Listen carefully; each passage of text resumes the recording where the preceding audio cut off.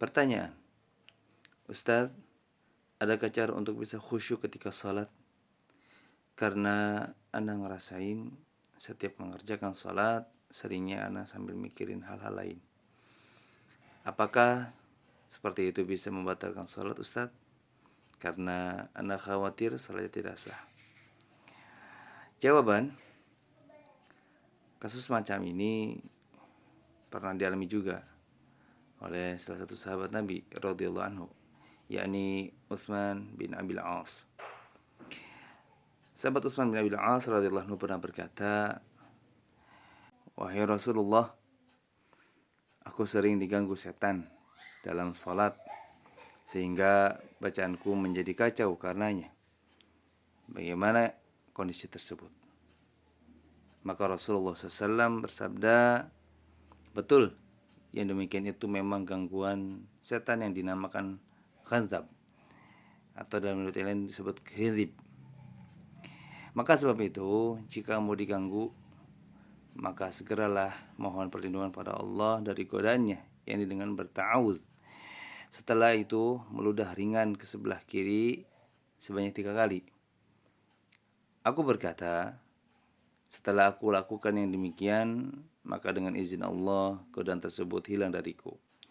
Hadis ini sahih, riwayat Imam Muslim nomor hadis 4023.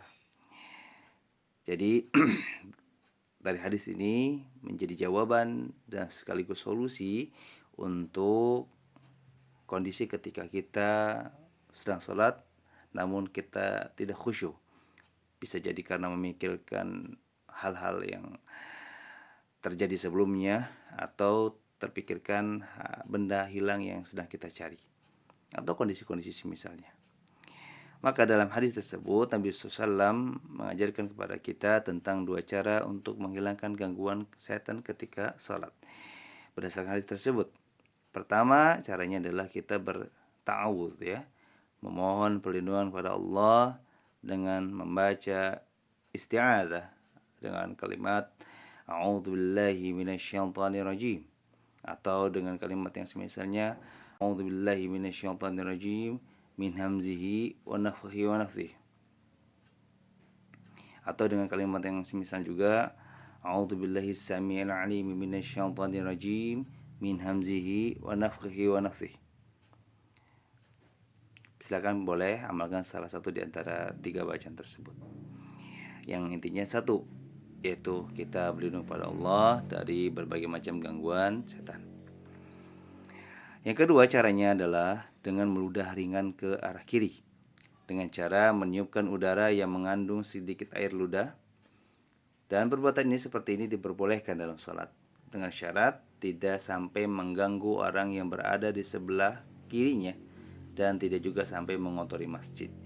Jadi praktik meludah ringan ke arah kiri itu seperti kita meniupkan sesuatu yang ada sisa makanan di lidah atau di gigi yang kita telah cabut, lalu kita ingin hempaskan dengan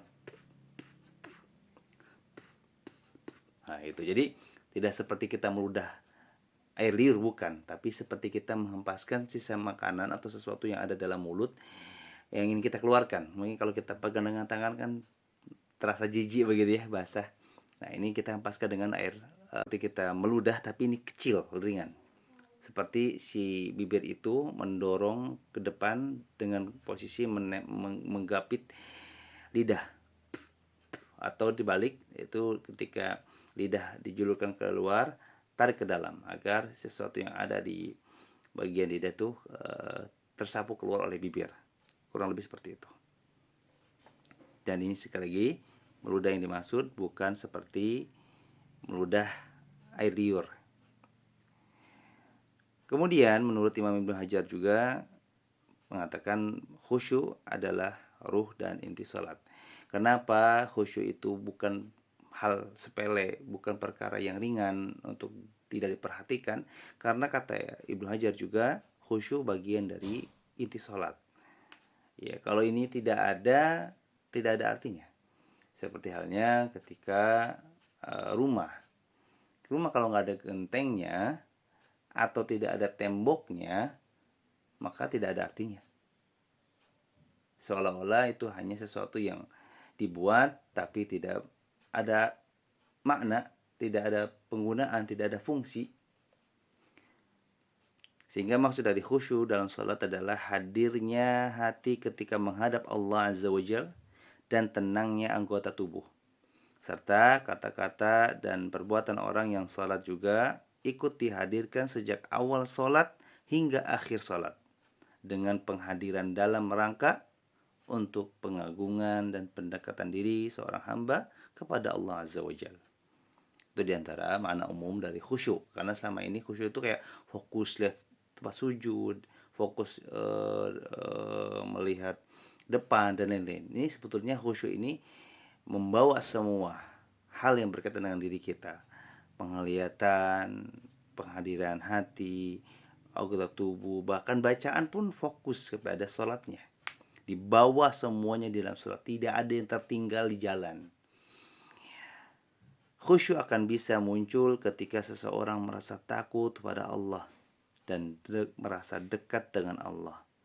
Kedekatan dengan Allah dirasakan ketika seseorang benar-benar mengenali Allah, mencintai Allah, merasa takut pada Allah, bahkan mengikhlaskan ibadah hanya untuk Allah. Itulah diantara hal-hal yang bisa menyebabkan seseorang bisa khusyuk dalam beribadah. Maka ketika kita mungkin masih belum bisa khusyuk, okelah mungkin di sholat duhur kita bisa khusyuk, atau bisa jadi asar kita khusyuk. Tapi ketika maghrib ataupun isya ataupun mungkin subuh kita tidak khusyuk. Karena bisa jadi memang di antara pengertian-pengertian khusyuk yang sudah disimak bahwa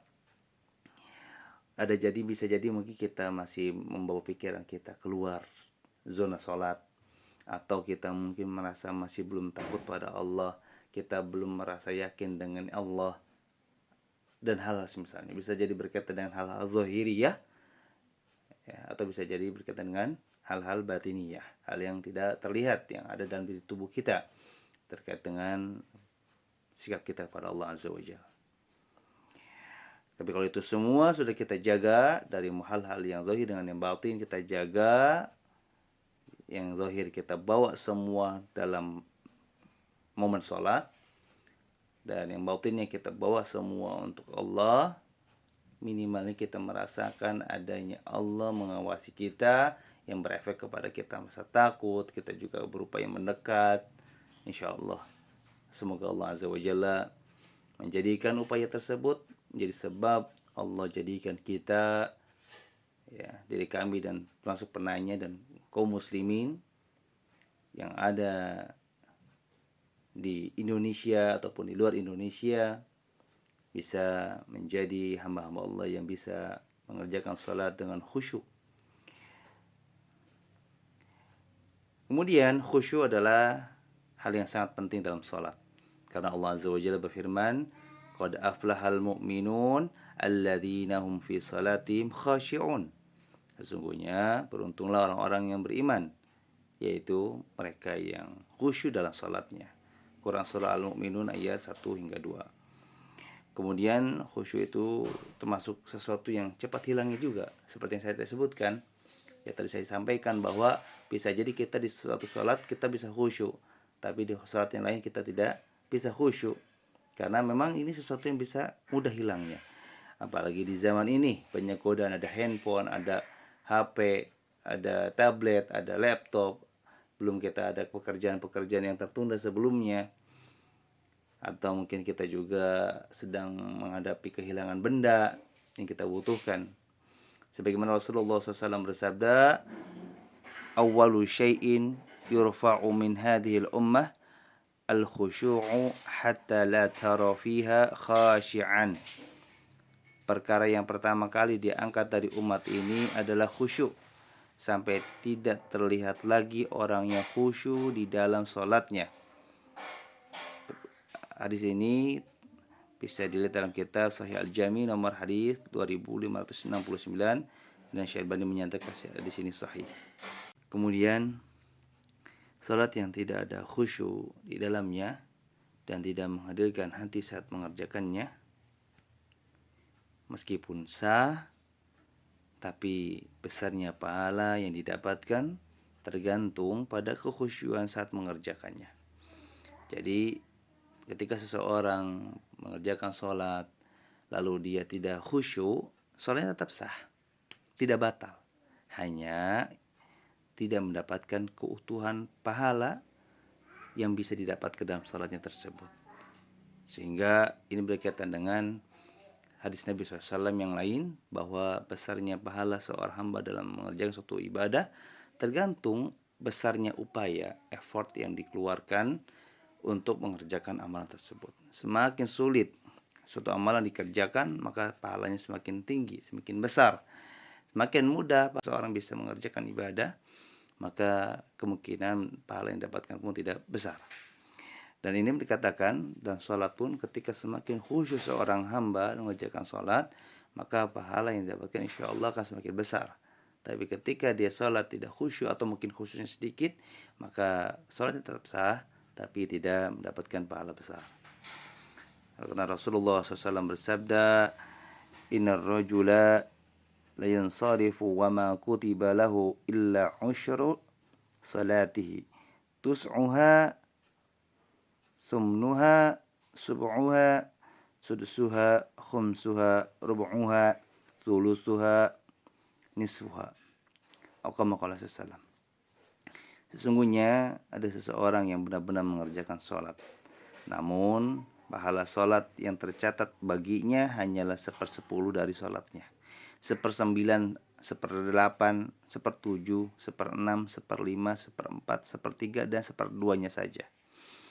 Hadis ini diriwayatkan oleh Abu Dawud nomor hadis nomor 675, dan Syekh Albani menyatakan hadis ini hasan. Bagi setiap muslim berusahalah untuk menghindari sifat khusyuknya orang munafik. Meskipun kita sudah tahu konsekuensi khusyuk, kita sudah tahu cara khusyuk, tapi ingat, ada sifat khusyuk yang harus kita jauhi, yakni sifat khusyuknya orang munafik. Waliyatubillah. Sebagaimana sahabat Hudzaifah radhiyallahu anhu menjelaskan tentang sifat khusyuknya orang munafik. Antaral jasada khashi'an wal qalbu laysa bi khashi'in. Allahu musta'an.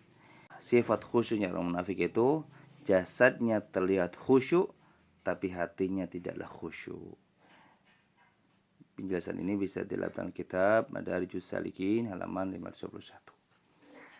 Maka saya hanya bisa mendoakan untuk si penanya, semoga Allah berikan taufik kepada Anda bisa dimudahkan untuk beribadah pada Allah, mengerjakan salat dengan khusyuk dan istiqamah. Dan begitu pun semoga Allah Azza wa Jalla menjadikan saya beserta keluarga dan semua kaum muslimin menjadi hamba-hamba yang Allah pilih, bisa beribadah, bisa mengerjakan salat dengan khusyuk kapanpun dan dimanapun. Dan semoga Allah Azza wa Jalla juga menjauhkan kami dan si penanya dari sifat khusyuknya orang munafik. Wal'iyadzubillah. La haula wa la quwata illa billah. Maka sekali lagi, banyaklah berdoa kepada Allah. Semoga Allah tidak mencabut hidayah yang telah diberikannya kepada kita, dan semoga Allah pun memberikan taufiknya kepada kita sehingga bisa beribadah kepada Allah dengan ikhlas dan istiqamah. Dan semoga Allah jadikan kita menjadi hamba-hambanya yang khusyuk dalam salatnya. Amin. Allahul muwaffiq, wallahu ta'ala alam.